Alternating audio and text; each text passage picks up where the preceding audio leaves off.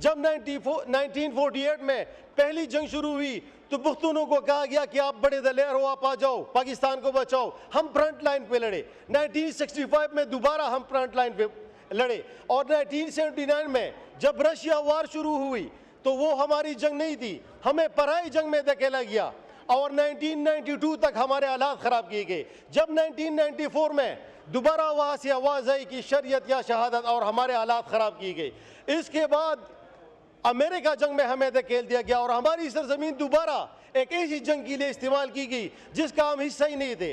और 2007 में दोबारा तालिबान के नाम पर हमारे ऊपर एक ऐसी जंग मुसल्लत की गई जिसका अगेन हम ना उन तालिबान को जानते थे।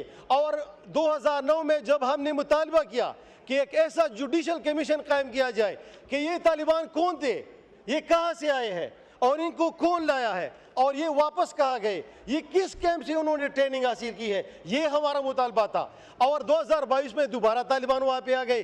तो हम ये चाहते हैं, हम ये समझते हैं कि मैं और मेरी पूरी पार्टी पुख्तनख्वा के लोग सारे किसी भी लार्ज स्केल ऑपरेशन को मुस्तरद करते हैं, ना हम मानेंगे। जब जनरल बाजवा फ्रांस की गलियों में बैठता है और एक लड़का कि उसको तंग करता है, वो उसको कहता है कि पुलिस को बुलाऊंगा, वो ये नहीं कहता कि गायब कर दूंगा, वो ये नहीं कहता कि मैं या आपको उठाऊंगा, वो यही होती है रूल ऑफ लॉ। और हम इस मुल्क में ऐसी रूल ऑफ लॉ चाहते हैं जहाँ पे कानून की हुक्मरानी हो। इमरान खान कल केस में अगर उनको वो 426 की पिटीशन अलाउ होती है तो क्या वो जेल से निकलेंगे? वो जवाब देता है कि नहीं, उनको किसी और केस में डालेंगे, एक नए केस में गिरफ्तार करेंगे, कोई और केस भी आ सकता है, पंजाब से भी आ सकता है। तो ये है हमारे मुल्क में इंसाफ का निज़ाम। शुक्रिया जनाब स्पीकर साहब। मैं कट मोशन नंबर 11 और कट मोशन नंबर 32 पे बात करूँगा। कट मोशन नंबर 32 है that the demand under the head of National Food Security and Research Division, page number 2117, be reduced by ₹100 to discuss the failure of the government to increase the export of Swat agriculture products. जनाब speaker साहब, मैं एक ऐसे ज़िले से ताल्लुक़ रखता हूँ जहाँ पे एग्रीकल्चर पीक भी जा रही है, जहाँ पे फ्रूट्स जो है वहाँ पे पैदा हो रहे हैं, मगर यहाँ पे जो मंडी है रावलपिंडी में, जब हमारे फ्रूट्स यहाँ पे आते हैं तो वहाँ पे वैन के नाम पे उनको 2 दिनों तक इंतज़ार करना पड़ता है, जिसकी वजह से वो मंडी तक उस हालत में नहीं पहुँचते और हमारे किसानों का और काश्तकारों का बहुत ज़्यादा नुकसान होता है। इसके बाद जनाब स्पीकर साहब, कल राना सनाउल्लाह साहब का एक स्टेटमेंट आया था, उनसे सवाल किया जाता है कि इमरान खान कल केस में अगर उनको वो 426 की पिटीशन अलाउ होती है तो क्या वो जेल से निकलेंगे? वो जवाब देता है कि नहीं, उनको किसी और केस में डालेंगे, एक नए केस में गिरफ्तार करेंगे, कोई और केस भी आ सकता है, पंजाब से भी आ सकता है। तो ये है हमारे मुल्क में इंसाफ का निज़ाम और ये है हमारे मुल्क में रूल ऑफ लॉ। हम ऐसा रूल ऑफ लॉ इस मुल्क में चाहते हैं जहाँ पर फ्रांस में जब जनरल बाजवा फ्रांस की गलियों में बैठता है और एक लड़का कि उसको तंग करता है, वो उसको कहता है कि पुलिस को बुलाऊंगा, वो ये नहीं कहता कि गायब कर दूंगा, वो ये नहीं कहता कि मैं या आपको उठाऊंगा, वो यही होती है रूल ऑफ लॉ। और हम इस मुल्क में ऐसी रूल ऑफ लॉ चाहते हैं जहाँ पे कानून की हुक्मरानी हो। दूसरी अहम बात जनाब स्पीकर साहब, मैं चूँकि पुख्तनख्वा से ताल्लुक़ रखता हूँ और यहाँ पर ऑपरेशन की बात हो रही है, तो 1948 से लेकर आज तक मुख्तलिफ तरीक़ों से मुख्तलिफ जंगें हम पर मुसल्लत की गई।